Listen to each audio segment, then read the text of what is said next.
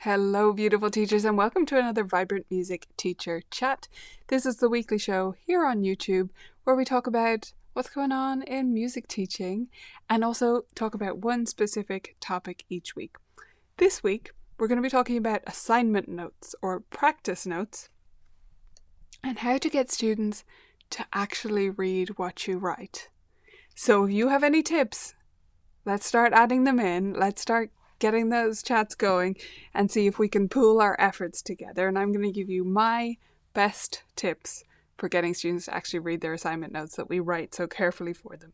So if you have a question that's not to do with assignments, that doesn't fit in with the flow of conversation in the chat, but you just have a question you want me to come back to at the end, just start with the word question, and that way I can make sure to come back to all of those before we wrap up.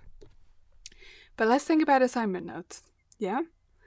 I want to hear where you started with assignment notes. So for me, I started teaching in my teens, age around 15. So as you can imagine, I was just doing exactly what my teacher had done, right? I was just doing things the way I thought they were done because I wasn't going to reinvent the wheel at that stage. So I had each of my students get a notebook. Any notebook, because that's what had been done with me. Like, I was just told to find a notebook and bring it to lessons. Sometimes it was a copybook from school. Sometimes it was something someone had given me, like a nice notebook. Sometimes, wherever we got it from, we found something. And then I gave that to my teacher and they would write in it each week. That was my experience. They would write in it. They would write the date and then write some things about what we were doing. And then hand the notebook back to me. And what would happen? Tell me what would happen with yours. I'll be honest with you. As a student, what I did was I took that notebook, I put it with my books that I was working from. I brought it home. I put the books out and maybe practiced from them. And then put the notebook back on top of my books and brought it back to the lesson. In other words, I never opened it. I mean, I can remember one time, but I don't think it was frequent. I don't even remember thinking that I really should. Now, maybe my teacher said it to me over and over. I don't know. But I feel like a lot of the time we just leave it implied. We just assume that our students know that these notes are for them. Some students don't even realize that those notes are supposed to be looked at home unless we emphasize it. They think that's our notes. Right? Those are for us. In which case, why wouldn't we keep them? But we'll come back to that in a second. So let me know, is this what your teacher did? And is this what you did when you first started? Because this is definitely what I did. Really in full awareness of the fact that my students weren't going to read them. Because I was still a student myself, right? And I was a teenager. So I hadn't gone out of the lesson system and kind of forgotten what it was like to be a student. No, I was fully aware. I must have known they weren't reading it, right? But I just did it anyway for a long time. So let me know if you're the same as me. Nice, Rachel. Awesome. I mean, you're a dream student. We all would love to have you as a younger version of yourself in our studios. Fully realized I wasn't a normal piano student. Yeah. And I'd say teachers are more likely to have been the kid who did read the notes, right? But a lot of our students are not. Snap. Nice, Maya. I only started lesson notes recently with a bigger studio. Okay, that's interesting. They're causing great stress. Mine are all within MMS due to the virtual studio. Okay, that's really interesting that they're causing such stress. Especially that you didn't do them. I'm curious, actually, Maya, did your teacher give you notes? Because often we just continue whatever we're used to. If I had a notebook, oddly, I did always read the notes, though I didn't always follow the directions. Yeah, that's the other thing, right? We have to get them to follow through on what they actually are supposed to do, not just read them. So, at some point, I started rethinking this and saying to myself, hang on, who are these notes for? Because we say they're for students, but if the students don't read them, and we just write them the way we would talk to another teacher, then they're not really for students, are they? And if they're not for students, who are they for? Us. And if they're for us, why are we handing the notebook over? Because then we don't have access to them, right? So, bearing in mind that the notes are not just for your students, I think in an ideal world, they should actually be for both of us. They should be for the student and for me to use as a quick reference for what they're practicing, etc. So if we bear that in mind, then for me, a digital assignment option is the only one that makes real sense.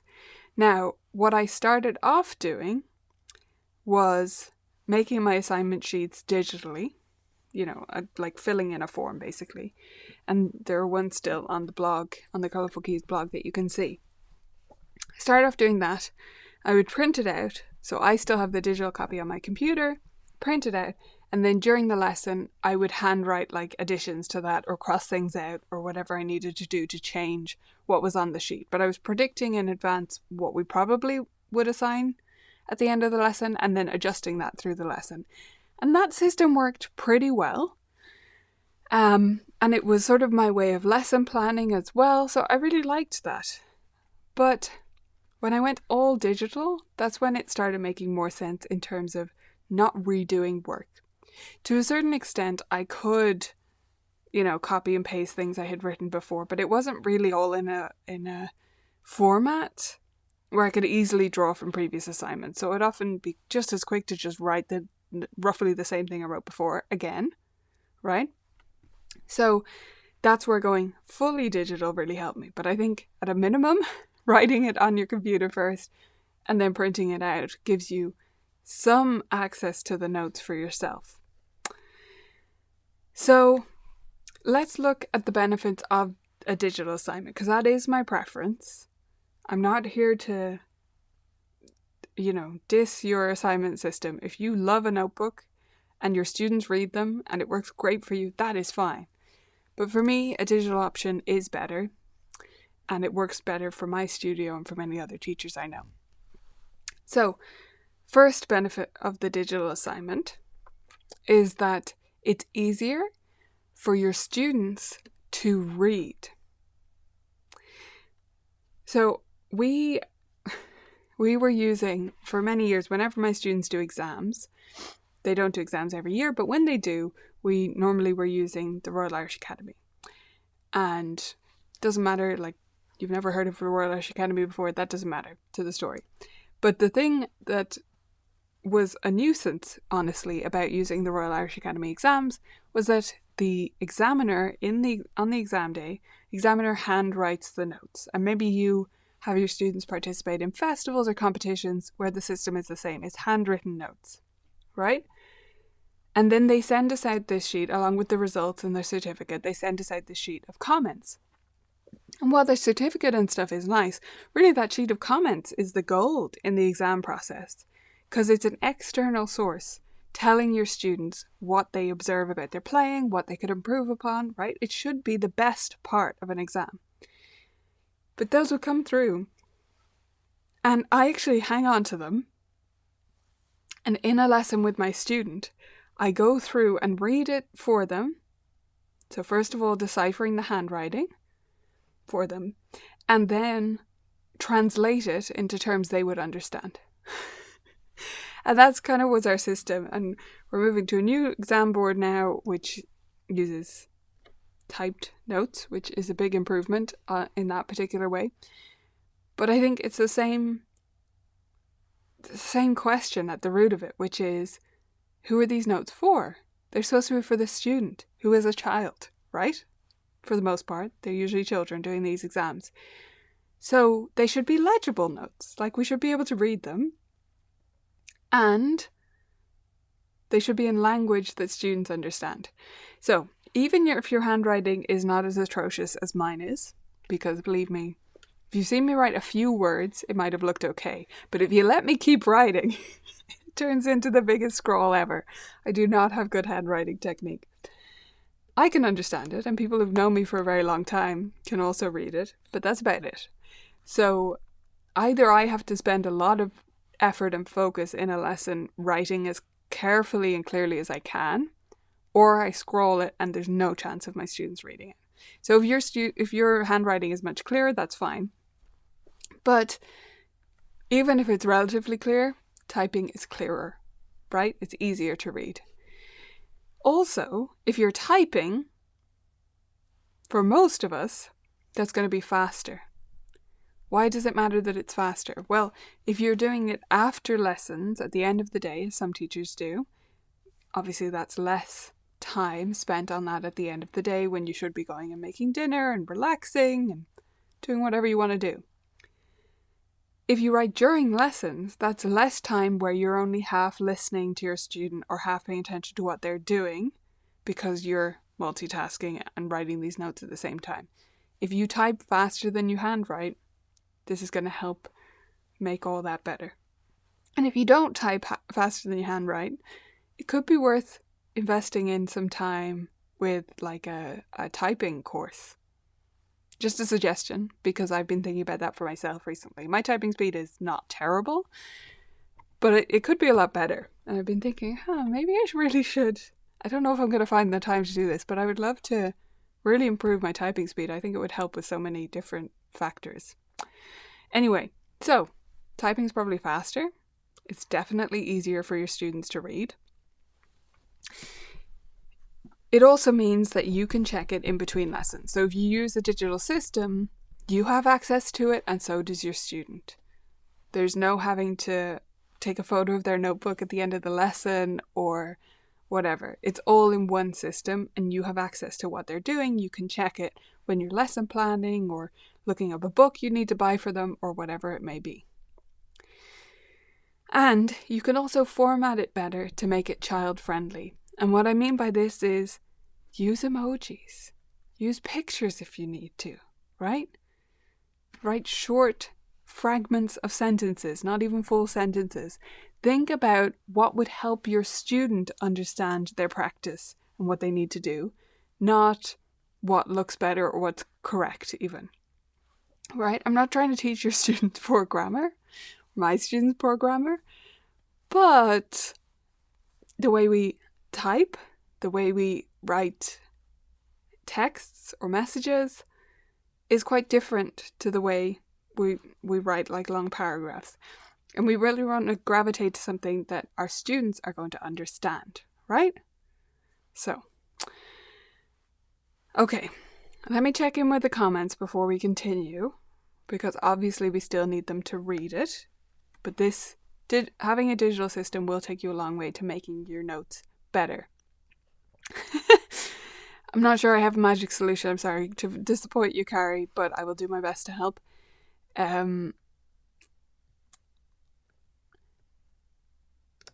Two of my teachers didn't give notes. Okay, just wrote on the score. Yeah, makes sense.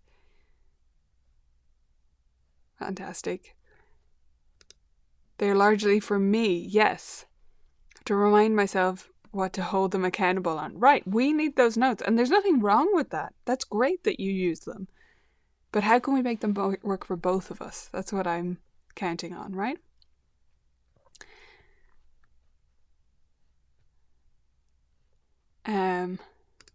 Overpromise on hyperlinks to listening materials. Yeah, we do have to make sure we follow through on what we said was going to be there. I think having a reusable bank of assignments is what really helps with that, because it's already linked for you, like you've done it ahead of time. So that's the way it's kind of done in Vivid Practice, my app, and many other practice apps.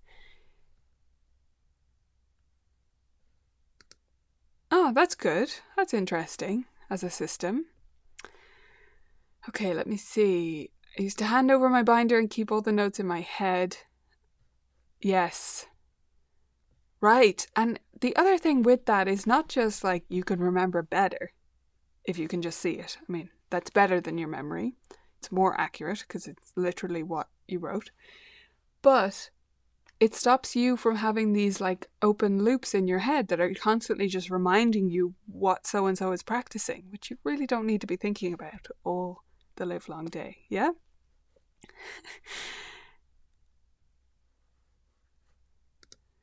more streamlined, organized approach. Plan to go back to that. Nice. Once had a judge write that I thought that what I thought said, "This is no fun." But upon further examination, I realized this is so fun. Right. Imagine it was typed. You would have immediately known. And imagine you kept thinking it was, "This is no fun." That'd be so disheartening. What a mean judge that would be. But yeah, I've seen worse, unfortunately. Wrote on the music. Yeah, notes on the music are great little reminders. They just don't have enough information for me. And so we definitely do still put reminders on the music as well. But I think both in working together are helpful. I also try to avoid writing too much on the music because then it just gets really cluttered. And especially for some students, they can't really see past all of the mess then to the notes they need to read, etc. So it depends on the level too. I think more score notation generally works better the further along students are. Sorry, this one. I've never used them, so I can't comment on the Paul Harris practice maps. I do love some of his books, though. Okay, awesome. So, here's the next point. If digital assignments are better, does that mean that our students are magically going to read them because they just love their phone or their tablet, and therefore they're going to read their assignment notes? No. I'm sorry. No, that's not what's going to happen, right? Yes, it is easier for some of them to access. For some, it's harder for them to access than a notebook. But really, this all comes down to training. So this is something you can do whether you use a notebook or an app, okay? What we want our students to ultimately feel is, if it's time to practice, then I need to open my practice app. Or if it's time to practice, I need to open my practice notebook. Now that may sound like it goes without saying, but if you keep coming back to that thought, I promise it will help you with all your follow-ups you do with the students. If it's time to practice, that means I open my practice app. So when I first start working on this with students, I'm framing this with reminders and things we talk about in lessons. If you're bringing in a new practice app or new way of doing practice assignments, at the first lesson after you bring that in, so you announce it to parents, hopefully they get the login details sorted or whatever, and then at the next lesson that happens after that, the student comes in and you pull out whatever you're choosing to use and you literally show them. So I pull out my phone, I have it logged in with my fake student account. This is Nicola as a student, okay? It's not a real account.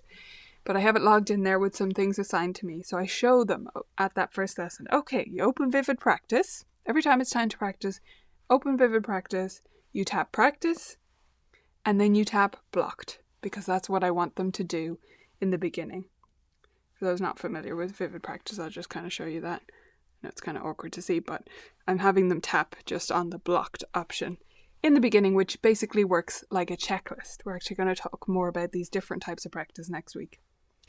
And then I show them everything about the checklist, how they can tap into each item to see my notes and the attachments like the audio, the video, whatever it may be, and then how to check it off. So I show them all of that, and then I make them do it. Like I literally hold up my phone for them and say, okay, show me what are you going to do? So they tap on Practice, they tap on Blocked, they show me how they can go in and out.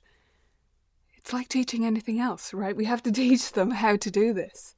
So if you have some other procedure you want them to follow, that's fine. If you're not using Vivid Practice, I'm giving that almost as an example of literally walking them through it and then making them do it, just like we would with teaching a piece of music, teaching a scale, teaching a theory concept, whatever it may be. So that's the first week. So yeah, it takes a couple of minutes to do that. Not that long though. So I tap through and I show them. Then I ask them to show me what to do. And then the next week they come back and I repeat just asking them to show me what they did in their practice at home. So I say, okay, just show me how you're using the practice app again since it's new. They tap Practice and then Blocked. Right, same thing. I might do that for one more week after that if I feel like this student is still a bit uncertain. Again, same with teaching anything. If they're less certain, I'm going to reinforce that more until they really get it. especially if they're older, like they'll be a bit rolling their eyes at me if I did it 3 times. That's no problem. I don't need to do it the twice and then say, okay, awesome. Feel free, if they are further ahead, they're a bit older, I'd say feel free to experiment with the other practice modes as well. Okay, so I'm teaching it like I would teach anything else. And I'm reinforcing it later, coming back to it later. It takes time and it takes some effort on our part to be really persistent with these things. Then, periodically, any time that practice comes up, maybe you're talking about a track they need to listen to, maybe you're telling them that there's a reminder video. Anytime something like that comes up, you pull out your phone or your tablet and ask them to show you how they're going to access it. So you're coming back to it again and again. And we're trying to train them to think, if it's time to practice, then I need to open my practice app. And then the other part of this is literally that fact. So at the first lesson where we're talking about this, I'll say to them, okay, first step in your practice is to open your practice app, right? And then the next week I'm saying, when it's time to practice, what's the first thing you should do? And often they're a bit confused at that stage and they'll say, do some stretches, turn on my digital piano, And I'm like, nope, the first thing you do is open the app and read all your notes. Okay. So the other piece to this, the only way you're going to make this work is if you reward the effort. In other words, if when your student does follow through and opens the practice notes and does what you say, if when they do that, your notes are hard for them to understand, too wordy, too long, the link isn't there that you said was going to be there, they're going to learn, hey, she tells me I'm supposed to do this, but really, it's not actually the best idea. It's just a waste of my time. So we have to make it not a waste of their time. We have to make sure that we write it in a way they can understand. And if you're ever in doubt about this, normally our assignment notes will be based on something we did in the lesson, right? So if you're ever in doubt, ask them to tell you in their own words, and then just write that down. If you're not sure what way to word something, ask them to tell you. And they'll say, oh, we started at the end, and then we did the right hand, whatever they're going to say. Whereas you may have written, started the last bar and practice in reverse, or something else that just has an extra wordy adult language bit in it that they wouldn't have understood. So when in doubt, ask your student to tell you what you should write down. Okay, a few more comments coming in here. Students need to see things in fresh ways from time to time, otherwise whatever system we have becomes invisible to them. Yeah, look, I think there's different ways of having freshness, right? I don't think a different app or a different notebook is going to achieve that, but I think definitely mixing things up, like sometimes it's a video, sometimes it's whatever different format. Sometimes when my students are forgetting things extra, I'll draw a picture on a post-it note and stick that on their music. I'm not saying I don't do anything analog, but it's an addition to the digital notes for me. Yes, right? It's so good. And it's reinforcing that. So even if they don't read the assignment at home, it's extra reinforcement for them of how they're supposed to practice it.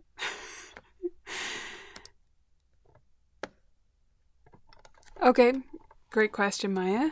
I'll come back to any other questions that came in. Love what you're doing with Vivid, thank you. Just want to be really clear on what it is.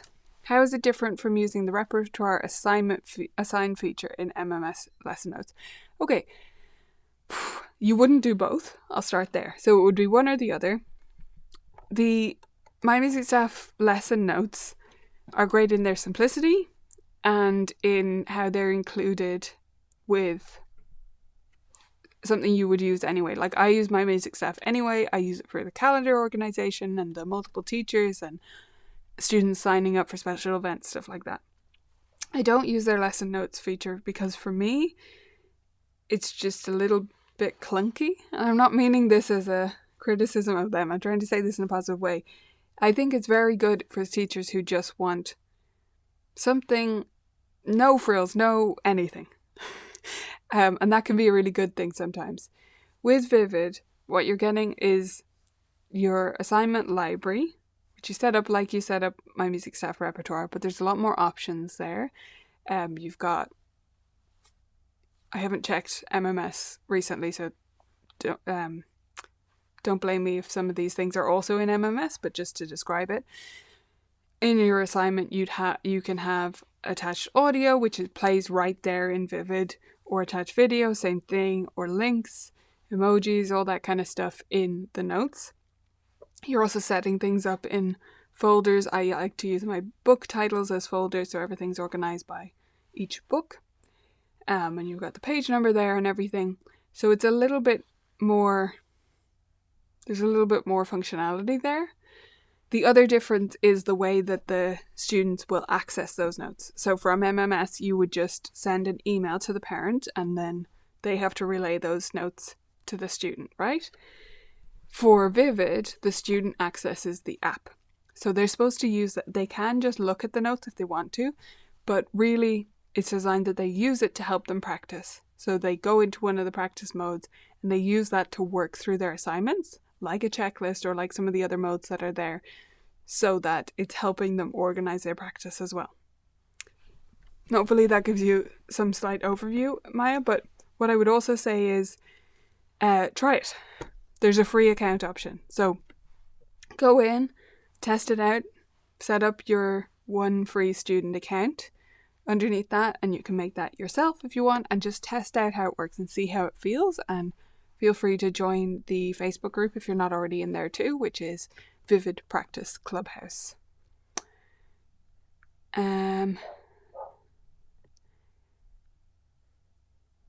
Yeah, absolutely, Laura. Okay, I know I saw another question, so let me just search for that.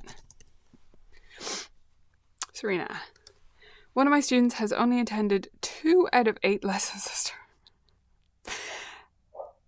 How do I tell the parents I cannot continue teaching her due to unpredictability? Okay, I'm going to start with, are they paying you for all those lessons? Or just for the 2? So first of all, make sure your policies are okay, Serena. Because they should have paid you for all 8. Like they schedule them, they book that slot in your schedule. You were available at that time, right? You didn't plan to go to the movies instead. So hopefully they paid you for them. I actually saw a post about this in a Facebook group the other day with a student who just wasn't attending, who had paid. So maybe that's the case with you as well. But they just like never show up. And I've had students like that myself in the past.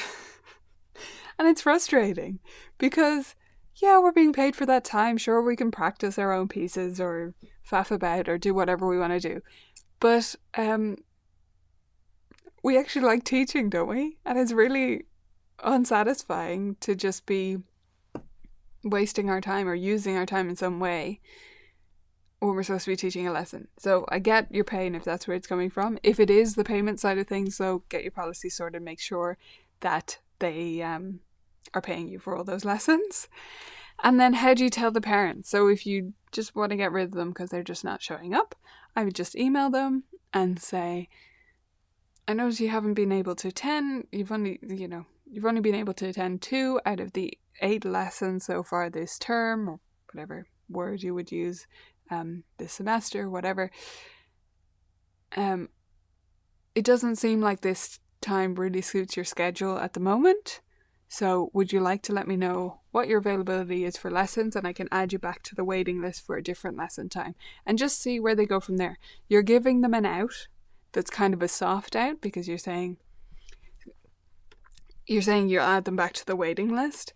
A lot of people just don't want to quit things.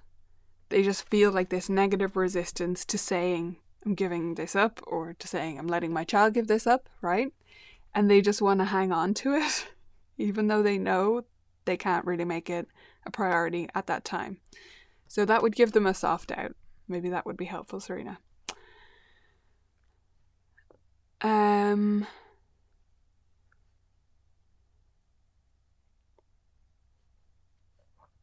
Yeah, I think it is easier for it to be on a device. So to clarify that point as well, the students don't use the website at all. They only use the app, and the teacher only uses the website, but they can use it on a mobile device if they want. Um, use Having something as an app just is a different experience, and for this, it's a better experience because it means fewer taps around the place or clicks around the place, just simplicity, and that's really what we're aiming for. It also means we can have notifications. So they set up practice reminders for, like, I want to practice Monday at 4:30 and Tuesday at 5:30. And then Vivid will send a notification on their phone at that time. So it lets us do stuff like that, which you couldn't do with a website. Yes, the practice assignment challenge, which is called Assignment Sprint, started today. I'd say you probably, if you haven't received the email, you might not have signed up, Laura. Like it might not have gone through, or yeah, I'd have to look into that for you. So I will do that after this broadcast. Okay, I'll try and look up your details and see if I can get that info through to you. Sometimes it's because, well, I don't know in your case. I'll take a look at it. Let me see. Yeah. Right. But I mean, if they then come back and say, no, we really do want to keep it going, then you might have to be more clear. Like, we don't always, like, the fluffy answer can sometimes be the first one, but sometimes what's necessary is just to say no. Like, very clearly, yeah, I can't continue lessons when you're not showing up.